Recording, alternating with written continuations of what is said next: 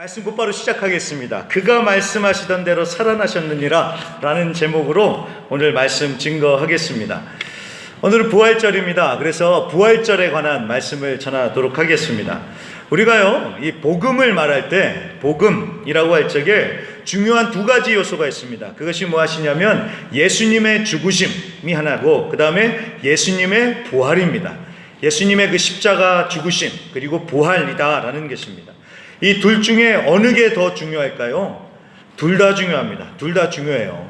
그런데 우리 한국 사람의 정서상, 우리 한국 사람의 이 한이라는 정서상 이 부활보다는 이 고난이 더 많이 어필이 되는 것 같습니다. 그렇죠?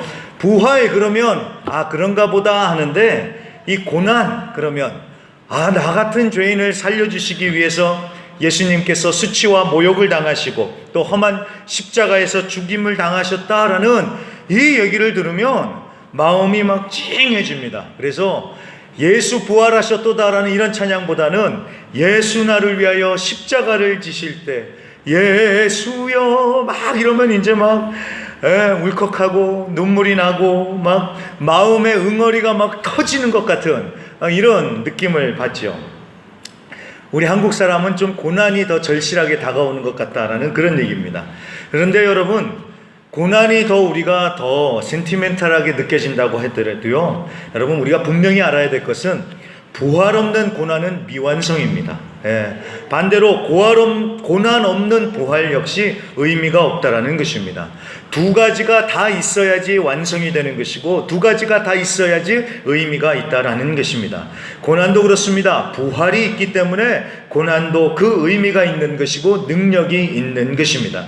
그래서 오늘은요, 예수님의 부활의 의미가 무엇인지 우리가 한번 살펴보고, 부활 믿음, 부활 신앙이 왜 중요한지 오늘 말씀을 통해서 같이 생각해 보는 시간을 갖도록 하겠습니다.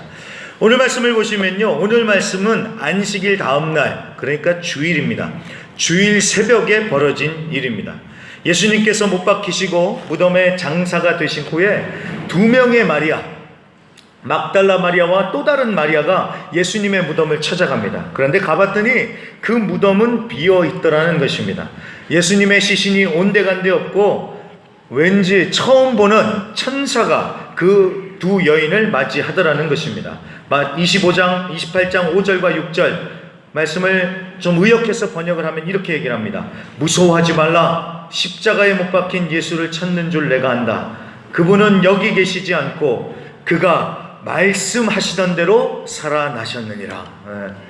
자, 예수님은요, 부활하실 것이라는 것을 여러 번 이미 말씀해 주셨습니다. 마태복음 안에서도요, 12장, 16장, 17장, 20장에 무려 4번이나 예수님께서 십자가에 죽으시고 부활하신다는 것을 이미 말씀해 주셨습니다.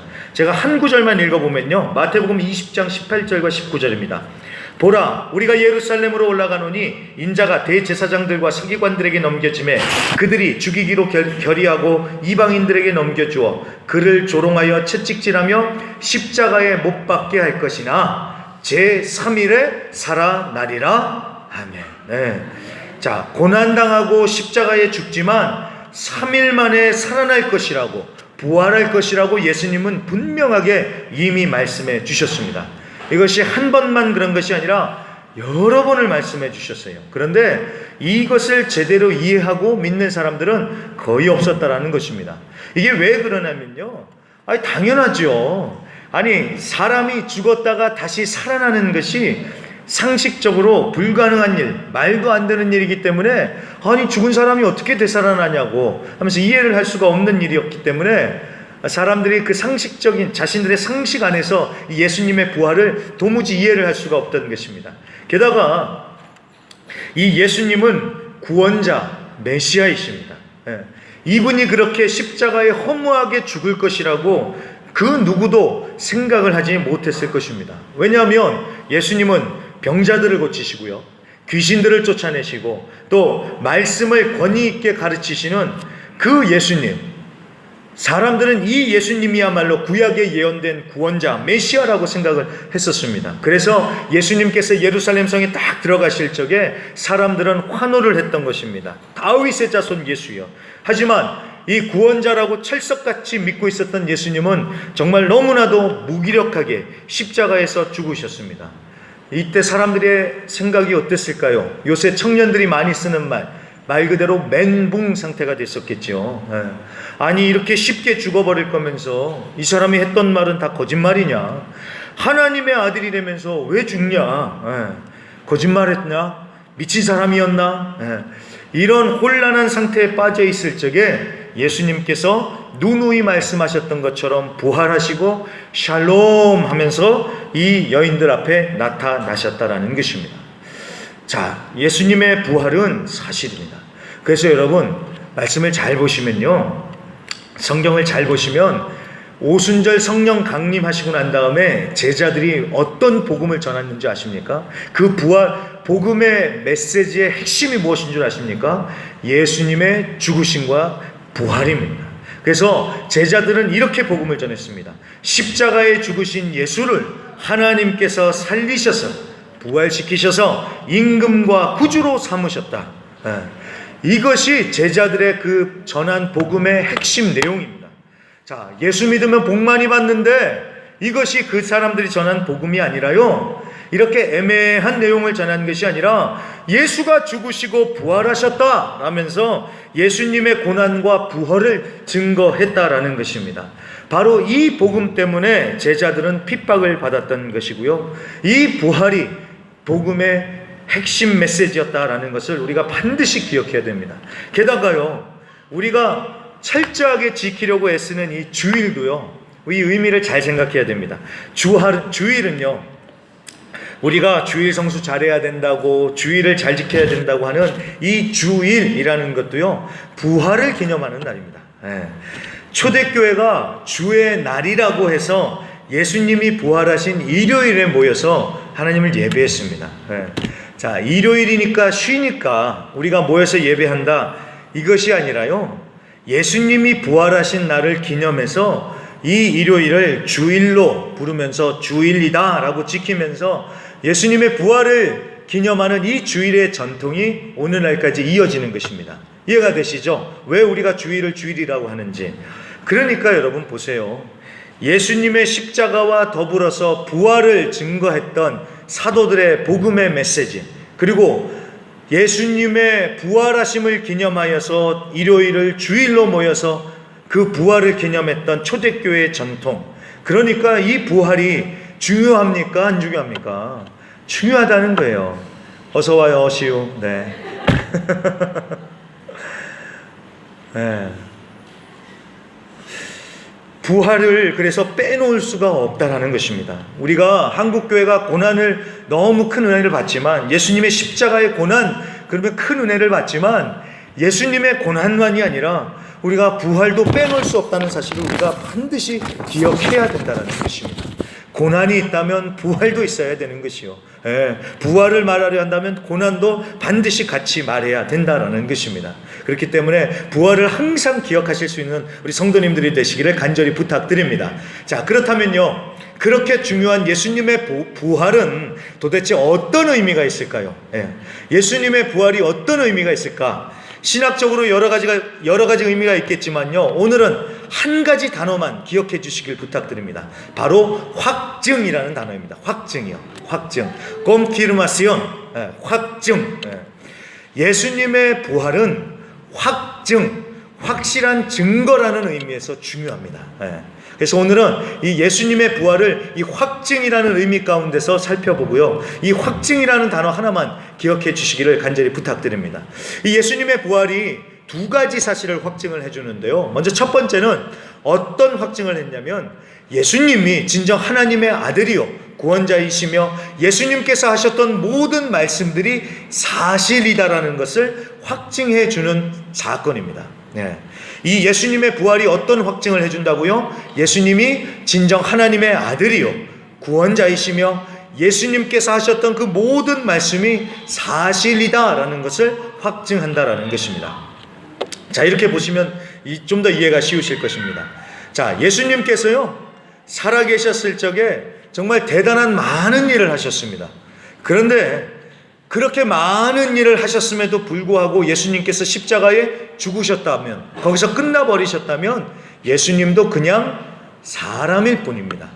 이해가 되시죠? 자, 역사상에도 보면은요, 소크라테스, 공자, 석가모니, 간디 같은 정말 훌륭한 위인들이 많았습니다. 그런데 그 사람들도 그저 사람일 뿐이죠. 사람일 뿐이었죠. 살아생전에 많은 훌륭한 가르침을 하고 훌륭한 일을 했어도 결국은 사람이기 때문에 다들 죽었습니다. 아무리 훌륭한 사람이라 해도 죽음을 피해갈 수 없는 사람이라는 것이요. 그런데 예수님도 마찬가지입니다. 예수님께서 많은 능력을 행하시고 많은 가르침을 주셨어요. 그럼에도 불구하고 예수님이 십자가에 죽으시고 거기서 끝났다면 예수님도 마찬가지로 그냥 사람일 뿐이었다라는 것입니다. 아니 그 사람이 하나님의 아들이라면서 어떻게 하나님도 죽었네? 이 사람이 거짓말했나? 라는 이런 비웃음과 조롱을 당할 수 있었다라는 거예요. 자, 여러분 좀 더 이렇게 설명을 드리면 더 이해가 되실 것입니다. 우리 한국에는요, 우리 조국 대한민국이 얼마나 대단한 나라인지 예수가 무려 50명이 넘는다고 합니다. 우리 한국에는요. 그 중에서 자칭 메시아라고 했던 통일교회 문선명 기억나시죠? 이 사람이 죽었다는 뉴스를 듣고요, 제 머릿속에 딱 들어오는 생각이 아이고 메시아도 죽으시네? 아니 자기가 메시아라면서 죽어요. 그러니 제가 피식 웃으면서 조롱을 하는 거죠. 아니 어떻게 자칭 메시아라고 했던 사람이 죽냐고.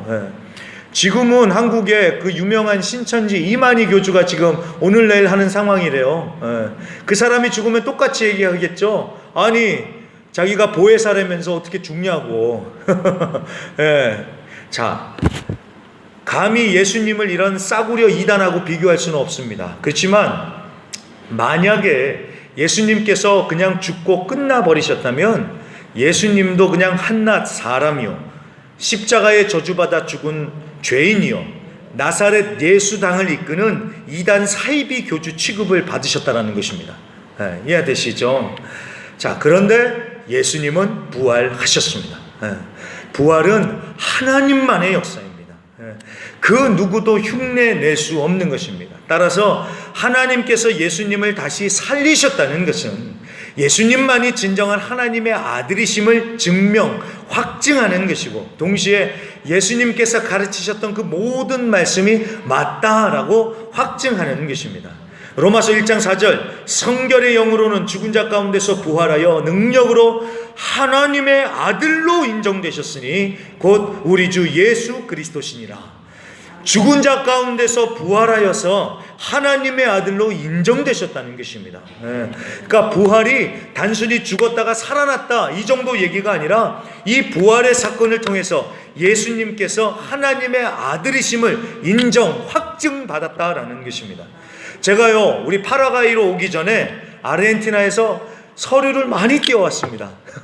혼인증명서도 띄워왔고 범죄증명서도 띄워오고 애들 무슨 증명서 서류들을 많이 해오는데요, 이 서류들을 이곳에 갖고 올 적에 그냥 갖고 오면 안 되죠. 관청에서 딱 발급을 받아서 그냥 갖고 오면 안 되죠. 외무부에 가서 아포스티유라고 하는 인증 도장을 꽉 받아와야 됩니다. 그래야지 여기 공공기관에 왔을 때 그 서류를 딱 내밀었을 때 이 사람들이 인정을 하고 받아주지요. 인증 도장이 필요한 거예요. 그래서 인증 도장을 받아와야지 이 서류가 진짜라는 것이 증명이 되고 확인이 되는 것입니다. 여러분, 부활은요, 이 인증 도장과 같은 의미인 거예요. 예수님이 하나님의 아들이요 구세주이심을 도장 팡팡 찍어주는, 확증해주는 것이 바로 이 부활 사건이다라는 것입니다. 고난받고 십자가를 지셨다고 거기서 끝나는 것이 아니라 부활로 도장을 쾅쾅 찍어주셔서 진짜라는 것을 확증해주는 것. 그러니 이 부활의 얘기를 우리가 빼놓을 수 있겠습니까? 없겠습니까? 절대로 부활의 얘기를 뺄 수 없겠죠. 부활은 예수님께서 진정한 우리의 구원자이심을 확증해주는 사건이라는 것을 여러분 꼭 기억해 주시기를 부탁드립니다. 둘째는요, 두 번째로 예수님의 부활 사건이 확증해 주시는 것은 우리도 예수님처럼 부활하게 될 거라는 것을 확증해 주시는 것입니다. 예수님께서 부활의 첫 열매가 되어 주셨듯이 우리도 예수님처럼 부활하실 것이라는 이 부활의 소망이 되는 사건이 바로 이 부활의 의미다라는 것입니다. 여러분, 죄의 삭은 사망입니다. 그리고 사망의 세력을 잡은 사단은 죽음의 두려움을 통해서 우리를 종노릇하게 만들어버립니다. 그래서 죄인인 인간은 죽음 앞에 무기력해질 수밖에 없습니다. 하지만 예수님께서 부활하셨다는 것은 예수님께서 그 죽음을 이기셨다는 것이고요. 그래서 사단의 그 권세도 이겨버리셨다는 얘기고, 그처럼 우리도 예수님과 함께 죽음을 이기고 영원한 생명, 영생을 얻으리라는 증표, 확증이 되는 것입니다. 그래서 우리도 예수님처럼 부활한다라는 것을 예수님께서 예수님의 부활을 통해서 우리에게 가르쳐 주시는 것입니다. 여러분, 만약에 우리가 이 땅에서 80년 살든지 아니면 100년 사는 것이 전부라고 하면요, 저는요, 그 다음부터 그 사실을 아는 순간부터 저는 교회 안 나옵니다. 그렇지 않겠습니까? 우리가 이 땅의 삶이 전부라고 하는데, 그러면 왜 주일날 우리가 이곳에 나와서 이 일을 하고 있습니까? 그렇죠? 그냥 내 인생 즐겨야죠. 어차피 이 생에 끝나고 나면 끝이라는데, 내 맘대로 살고 내 인생을 즐겨야죠. 내가 하고 싶은 대로 살아야죠. 하지만 분명히 말씀해 주시잖아요. 예수님의 부활을 통해서 우리에게 말씀해 주시지 않습니까? 우리가 이 세상의 삶이 끝이 아니요, 죽은 후에 다시 부활해서 영원토록 하나님의 나라에서 살 사람들이라는 것을 예수님의 부활을 통해서 우리에게 가르쳐 주지 않으십니까? 그 사실을 알기 때문에 우리의 삶이 다 달라질 수밖에 없다는 것입니다. 그래서 여러분, 이 부활신앙이 정말 중요합니다. 이 부활신앙이 아무것도 아닌 것 같은데요, 이 부활신앙이 확실해야지만 믿음으로 이기며 살 수 있다는 사실을 아십니까? 이 부활신앙이 확실한 사람은요, 일단 바라보는 것 자체부터 틀립니다. 부활신앙이 확실한 사람들은 이 현재 바로 지금 보이는 이것이 아니라 보이지 않은 영원한 미래를 바라보고 삽니다. 고린도후서 4장 18절 말씀, 우리가 주목하는 것은 보이는 것이 아니요 보이지 않는 것이니 보이는 것은 잠깐이요 보이지 않는 것은 영원함이라. 아멘. 네. 눈에 보이는 지금 당장을 바라보고 사는 것이 아니라 눈에 보이지 않는 저 하나님의 나라를 바라보고 산다라는 것입니다. 이것이 부활신앙을 가진 믿음의 태도다라는 것입니다. 히브리서 11장에 나오는 이 믿음의 사람들을 가리켜서 세상이 감당치 못하는 사람이라고 말씀합니다. 이 말은요, 이 세상의 것으로 어떻게 해볼 수 없다라는 뜻입니다. 이 세상의 것으로 유혹해도 안 되고, 이 세상의 것으로 죽인다고 협박을 해도 안 되는, 도무지 어떻게 할 수가 없는 사람이라는 것입니다. 도대체 왜 이 사람들이 이렇게 감당할 수 없는 사람들이 되었을까요? 이 사람들은요, 이 세상에 보이는 것 때문에 좌지우지돼서 사는 사람들이 아니라 보이지 아니하는 하나님, 보이지 않는 그 하나님의 나라를 바라보는 그 부활신앙이 굳건히 있기 때문에 세상이 감당하지 못하는 그런 사람들로 살았다라는 것입니다. 부활신앙이 마음의 중심 가운데 굳건히 있어서 그랬다는 거예요. 그렇기 때문에 부활신앙의 확실한 사람은요, 죽음을 두려워하지 않습니다. 죽음을 두려워하지 않는 사람이 이 세상에 솔직히 어디 있겠습니까?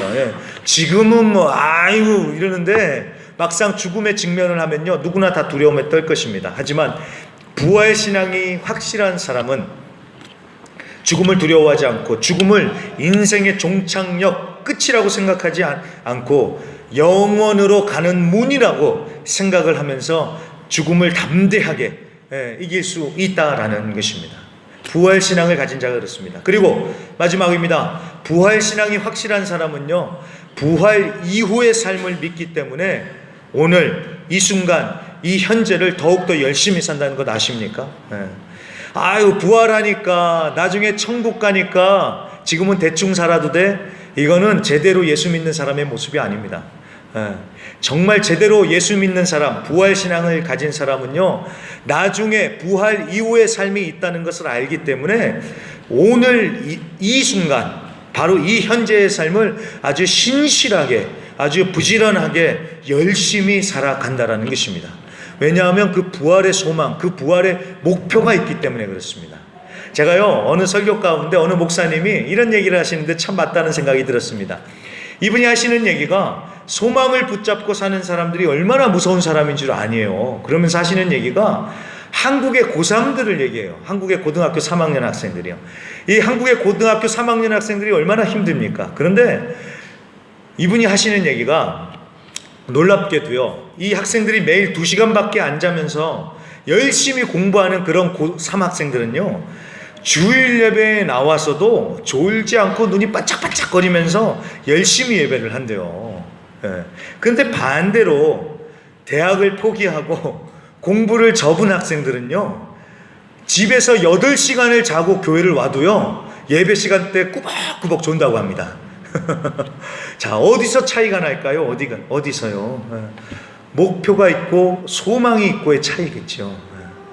자, 소망이 있으니까 잠 2시간 자는 것도 아무 문제가 없고요. 내일의 소망 때문에 오늘을 더욱 열심히 살더라는 것입니다. 여러분, 믿는 사람들은 그런 사람들입니다. 천국만 꿈꾸면서 게으르고 나태하게 사는 사람들이 절대 아닙니다. 우리는 천국을 꿈꾸고 부활을 소망하기 때문에 오히려 매 순간을 열심히 성실하게 사는 것입니다. 이것이 부활신앙을 가진 사람들의 진정한 모습이다라는 것입니다. 그러니 여러분 보세요. 부활신앙, 죽었다가 다시 살아나는 거래, 단순히 머리에서만 이것이 끝나는 것이 아니라 부활신앙을 가지면요, 우리의 믿음이 다 바뀌고요, 우리의 삶의 태도가, 우리의 삶에 살아가는 모습이 완전히 바뀐다라는 것입니다. 그래서 여러분, 부활신앙을 마음 가운데 새기시고 그 부활신앙으로 담대하게 살아가야 된다라는 것입니다. 부활 사건을, 이 부활의 영광을 체험하실 수 있는 우리 성도님들이 되시기를 간절히 부탁드립니다. 그래서 말씀을 마칩니다. 오늘 설교가 좀 딱딱했습니다. 왜냐하면 교리적인 설교를 해서 그런데요, 아무튼 부활이 중요하다는 사실 꼭 기억해 주시고요, 부활의 의미를 제가 한 단어로, 이 단어를 기억해 달라고 말씀드렸습니다. 기억나십니까? 쾅쾅, 확증이라는 단어예요. 확증. 부활을 통해서 예수님께서 우리의 구원자이심을 확증하셨다라고, 그리고 예수님의 부활을 통해서 우리도 부활할 거라는 것을 예수님께서 확증해 주셨다라는 것, 여러분 기억해 주시면서요, 이 부활신앙으로 믿음이 더욱더 견고해지실 수 있는 우리 성도님들이 되시길 바라고요. 무엇보다도 부활의 목표와 소망으로 인생을 새롭게 계획해 보실 수 있는 이 부활절이 되시기를 주님의 이름으로 간절히 부탁드립니다.